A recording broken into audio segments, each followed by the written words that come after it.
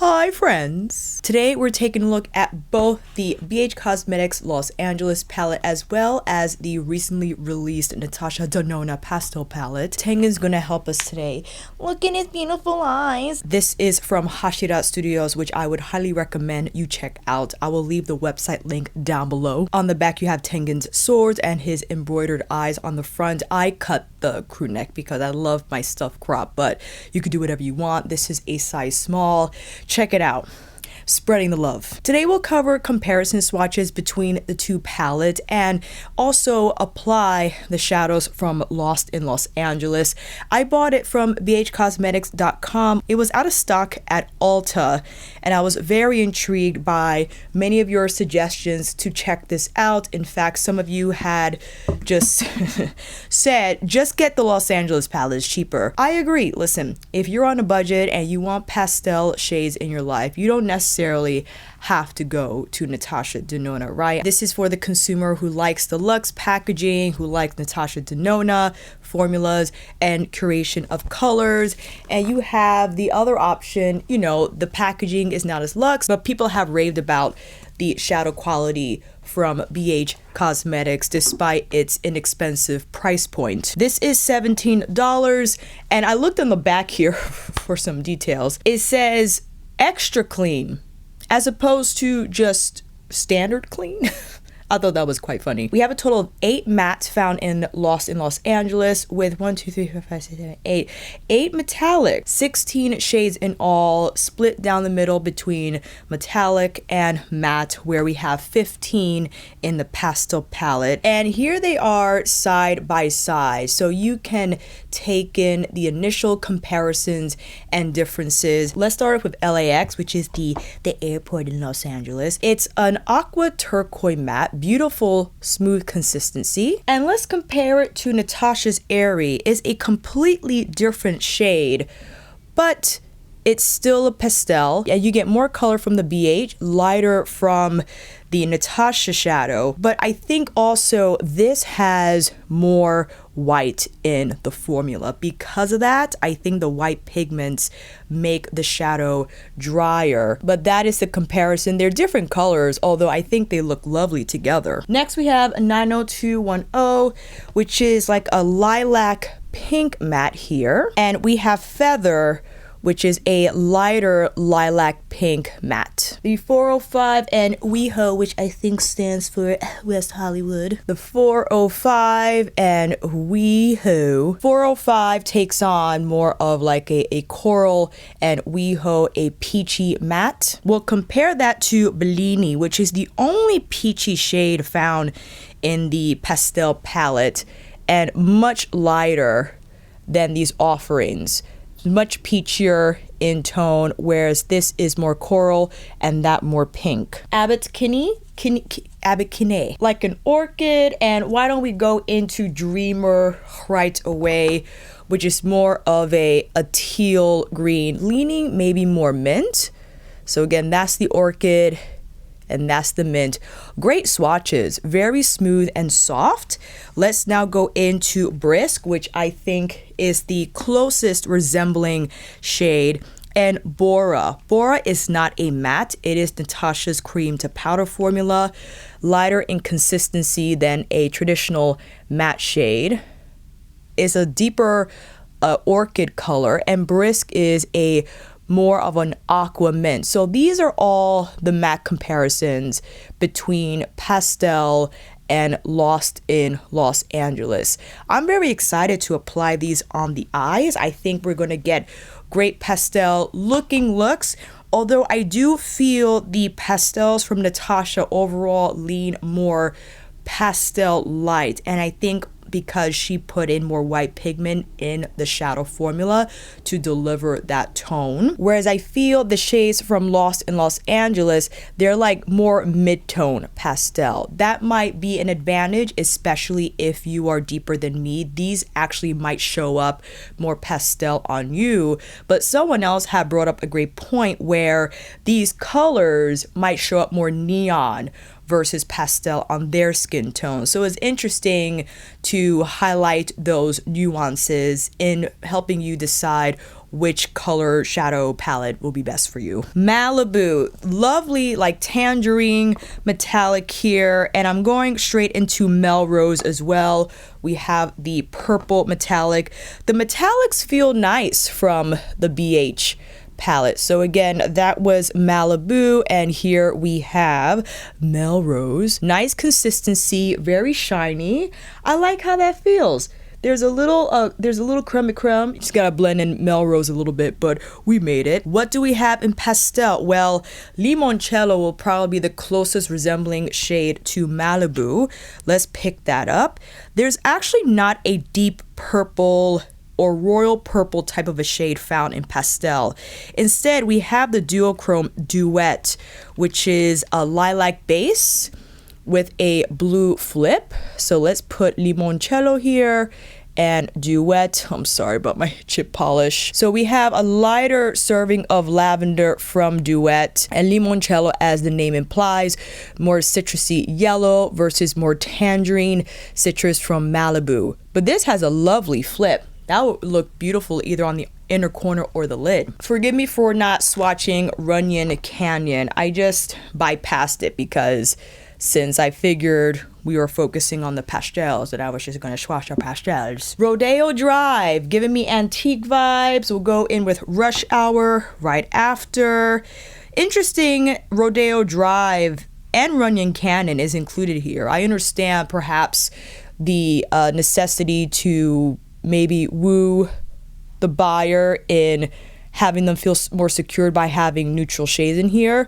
This is lovely. Rush Hour, like a sky blue. It reminds me of Mint, actually. Mint Frost. So let's do Mint Frost. I'm going to pick up Adriatic as well, the metallic teal. So we have Mint Frost and Adriatic. Compared to Rush Hour has a cooler blue, and Mint Frost more mint, Adriatic more turquoise. Going into Starstruck and Sunset Boulevard. Starstruck, your typical yellow gold. Sunset Boulevard looks really great. It has the pink base with the gold flip, so let's get those two on the arm. I immediately thought of Starlit. I thought that was the equivalent shade to Sunset Boulevard. It has the same vibe, except I think the BH shade has a cooler pink tone to it. They both have like that gold flip in there for sure. And Sunset Boulevard has a similar feel in terms of the consistency, but that is the difference between both. Again, I think Starlit leans more coral. And lastly, we have what appears to be two duochromes, The Hills and City of Angels. City of Angels is very pretty. It has a sky blue type of a vibe. The Hills has more of a silver base. It actually leans more silver lilac.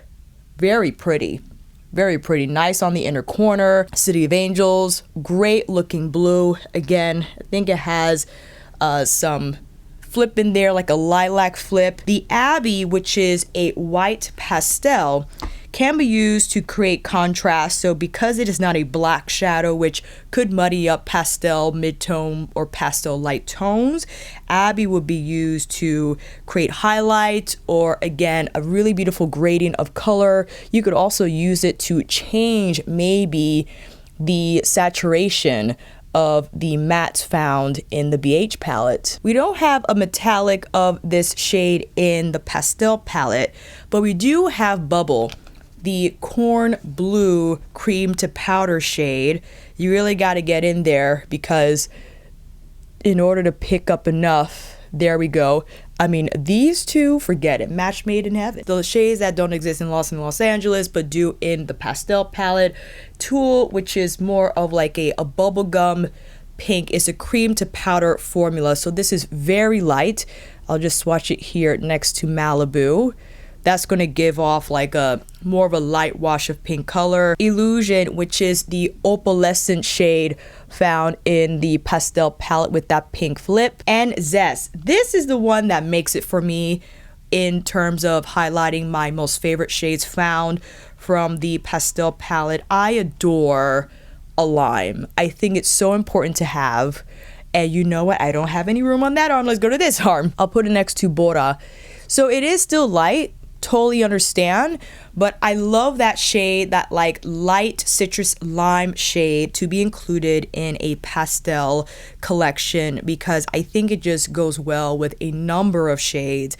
And heck, I know I'm putting these against each other or I'm just comparing them, but now that I have this, I would just use both. Now that we have all the details and swatches out the way, why don't you come in a little closer? That's enough. Why don't we start with LAX? I want to hop into this aqua type of a color. Let me not use an undyed hairbrush because I feel like this is gonna stain. Tapping into LAX, this is my Mizuho CMP 527. I remembered. Tappity tap. And I expected that this will show up well just based on the swatch. However, I am tapping instead of pulling through because I still want the majority of the shadow to stay in this specific area and I don't want to go ahead and swirl and twirl too quickly. I'll swirl and twirl so I can blend the edges, but to actually tap down the majority of the shade so it could show up well. So there we go, LAX. Beautiful. I love. To contrast that, why don't we go in with Airy from Natasha's palette, and in the same fashion, I'm going to tap down first, not only on the outer V, but the crease as well. And again, I always forget to freaking tap down the primer, and once I get the majority of the color on there, we'll swirl and twirl. So here's a quick comparison between two shades that are similar.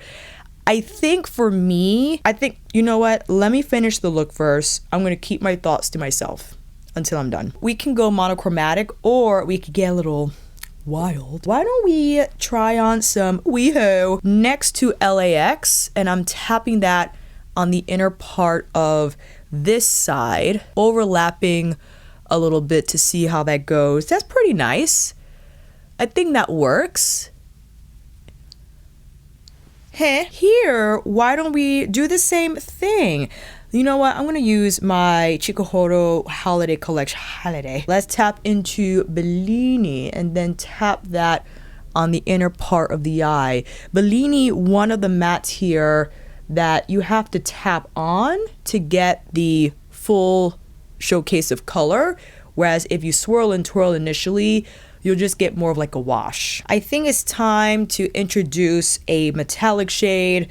I mean, we can go several ways. I think Malibu will be quite nice, the more tangerine metallic. We could also do Rush Hour. Rush Hour was like the snow cone. I say snow cone because it reminds me of the metallic found in Circo Loco. We could also just use the Abbey for some inner corner highlight. Why don't we do that actually first?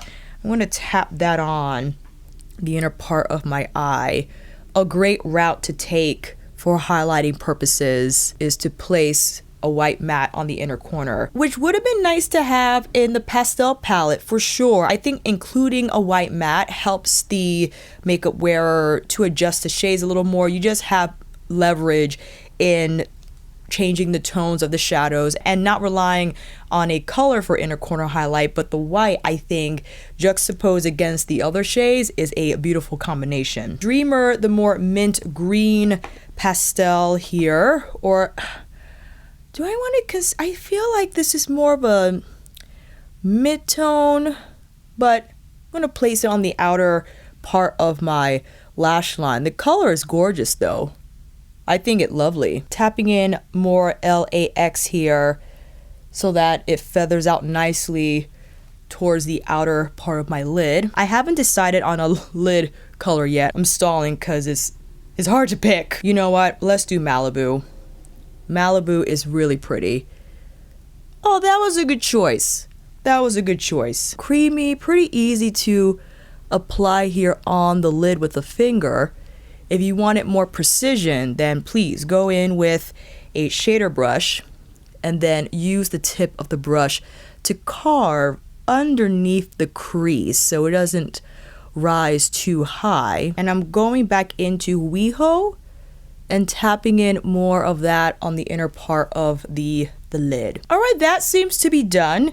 We got to complete this side.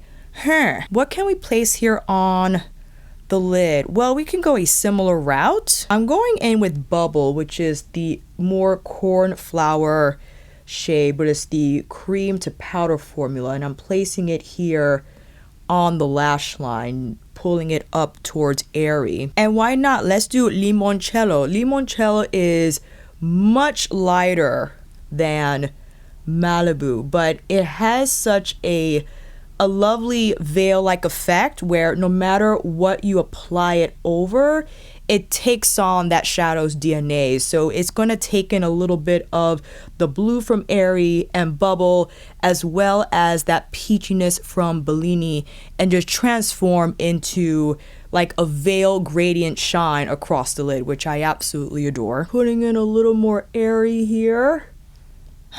Okay, we don't have a white matte again in the Pastel palette, so what we can do is rely on a lighter color. Brisk is the mint matte here, which I like. I would rather have it a white matte, but you know what? It's still light enough on me where I could get away with it. Maybe I can tap on some Illusion. Illusion is the opalescent shade in here, but when I place it on top of Brisk, it lightens it up a little bit and then brings in that pink flip. Bora, I always want to say Bora Bora. Bora here on the outer lid. We did, what's the name, Dreamer here on the BH side.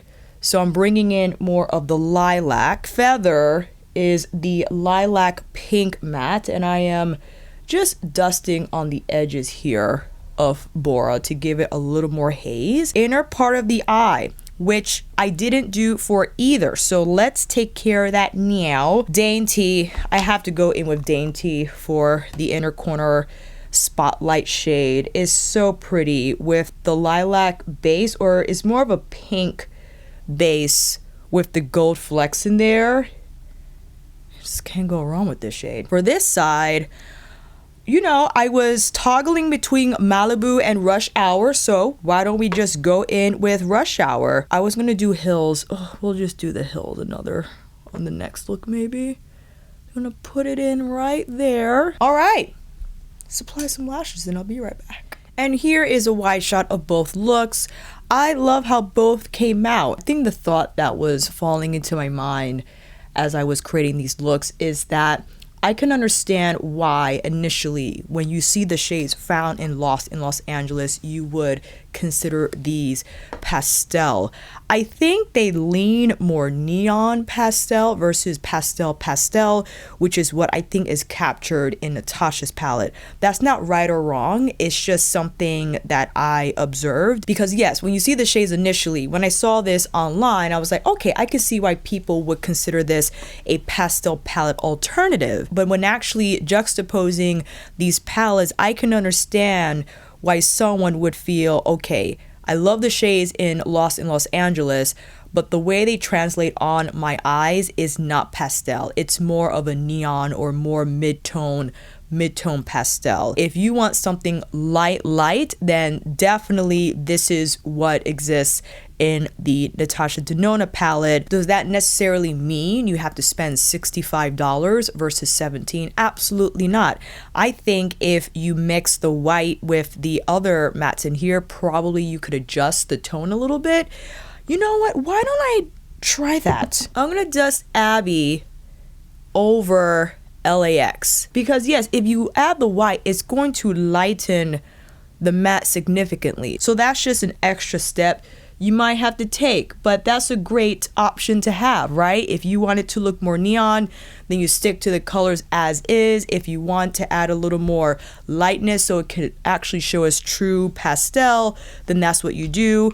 But let's do one more round. I think I want to get more into the purples and the corals in here, and yeah, I'll see you back here in a bit. All right, we got a clean canvas. I thought we can start off with the 505. This is a lovely like coral melon shade. And in the same fashion as I have been doing, it's just placing the color on by tapping instead of swirling and twirling initially. So we can get that showcase the color better. And as I said before, if you wanted to add a little bit of the white, that's going to change the color, right? It's going to make it lighter. 90210 is the orchid shade. Very pretty. So I'm placing that on the inner part of the lid. Tappity tap tap. Going back into the 405 and just pulling it out farther beyond my lid. So I want that to spread. On this side, I'm going in with Tulle, which is the light pink shade. Quite different from 90210. This is definitely more pink, and it doesn't have the same color impact because, well, first is a cream to powder, and secondly is a very light pink, one that I probably won't rely on for that one and done moment. I will probably use this to blend out edges, but just wanted to see what it would do. Bora, the other cream to powder, but I'm placing that now on the outer lid here. So building that up. Is this a goat hair brush? It is. It's a really big shader, but I think it okay to pick up. You know what? I'm going to switch. I'm going to do my Koiro Kakishibuzomi shader. I think this is either the number 5 or the number 6. There we go. And on the edges, I want to go in with Feather, the lilac pink shade, to create a really nice gradient there. You don't have to do this because it will bring the look closer to the brown. If you want to keep it fairly low, then probably don't go in with that step. Back on Lost in Los Angeles. Well, you know, I have to see Sunset Boulevard. This is such a lovely shade. It's very bright, coral. Tapping that on here, pretty much overlapping the 405. And why don't we place another color, because we have the space. I think the Hills, we can do the Hills, which is like the lavender silver. City of Angels, you know what, I'm going to save City of Angels for inner corner. So I'm going to go in with the Hills, tap that where there's no Sunset Boulevard, and layer over the orchid shade. Not too bad. Not too bad at all. We can do Starstruck on the inner corner, but I really appreciate the white matte. I think it's just it's my go-to inner corner highlight for the Lost in Los Angeles palette. Why not? Let's do Starlit here on the Natasha Denona side. Pull that over, and we can also take on the same step that we did on this eye and pull in another color altogether. Ooh, what should we do? You know what? I want to do Zest. I know it's not a metallic, but to have it here, that's it. It just plays so well with the other shades. Like, despite this being coral, it's fine. It found its way into the mix and is staying. And some limoncello over that, because that's gonna give it a little more brightness, sparkle it up a little bit. As promised, I do want to apply City of Angels here on the lower inner lash line. That is the powder blue metallic from Lost in Los Angeles, okay? And for outer lower lash line, well, you know, I could do Rodeo Drive. That's the more antique shade. Or I can keep it consistent, put 4 or 5 there so it can bracket with what's going on the lid. I'm not doing Runyon Canyon. We're not putting neutrals on either eye look, okay? You know what? I'll just do LAX. LAX is the matte teal. Why not? I'm just committing. For this lower lash line, we could go in with Bubble. We could do that. Adriatic is not a matte, but it's in the same family of shades. I'm grabbing my shader to keep this color tight to the lash line. I don't want it to pull down far, and then take a little of Bora here on the outer part, flicking it out so it can have more of a pointed lift to the blend. And inner corner of this eye, we did City of Angels. What shall we do here? Let's do Mint Frost. Why not? Mint Frost for the win. And adding more zest. I want this to be the highlighted portion of the inner lid for the Natasha side, because again, I adore this shade. And if you want, you can add in more limoncello to add more of the citrus lemon shade, and more Adriatic here. I'm pulling it a little lower so that we have a good handle on it. Okay, and perhaps we can do a wing liner. I'll be back. And here is the wide shot from round number 2. I applied some heavy petal from Hidden Dash Monochromance and slapped on a little bit of Amorosa from Natasha Denona. I Need a New Lipstick. This was fun to do. I'm happy that I tried the BH palette and saw for myself the comparisons and differences between the two. Again, this is not to make you feel bad on either side of the party. Like, if you like the BH, great. If you like the Natasha Denona, great. If you have both, fantastic as well. I think it helpful in case you are on a budget and you saw Natasha Denona, you love the colors, and you're like, you know what, I still want those shades in my collection, but the $65 price tag is not working out for me right now. As I said in the beginning, initially when I saw Lost in Los Angeles, I said, okay, I can understand why people would consider this a pastel palette. I still think these colors are more neon pastel. I think that is like a category, a subcategory, if you will. Correct me if I'm wrong down below. I'm open to discuss that. But the true pastel tones, I think, is what exists in Natasha's palette. However, like I said before, depending on your skin tone, depending on how these shades look on you when applied. Something looks one way in a palette might not translate the same way when applied onto the lids. I did not combine Runyon Cannon with the other mattes in here, so I don't know for sure if you wanted to apply the neutral and then go in with the pastel shade. I don't know how that will look. I don't know if they will muddy up. I don't know if you'll be fine. I just wanted to dedicate the looks using the colorful shadows instead. But down the line, it's nice to know if I took this palette along, I can just combine Runyon Cannon, Rodeo Drive, maybe black coffee along the lash line and have a great look. And yes, I am coming from a bias standpoint. I adore Natasha Denona palettes. So even before trying the BH palette, I was already head over heels for the pastel palette. So unfortunately, the BH palette was starting with a disadvantage. And yes, Natasha's team did send me this palette. So this is not to sweat their graces and have them send me more, because I bought quite a many palette before I received PR from the brand, so that is not the case. But I'm happy that I tried the BH palette because it is quite nice, and I think for $17 the shadows perform well, they're consistent, the mattes are pretty smooth, they're easy to blend, and the metallic shades, they're shiny, smooth, and easy to apply. You can ask for more at a $17 price point for sure. The differences are that you have cream to powder from Natasha's palette, so if you enjoy that texture, that doesn't exist in the BH palette. You don't have the white matte in Natasha's palette, you have Illusion, which is more of, is actually a new formula here.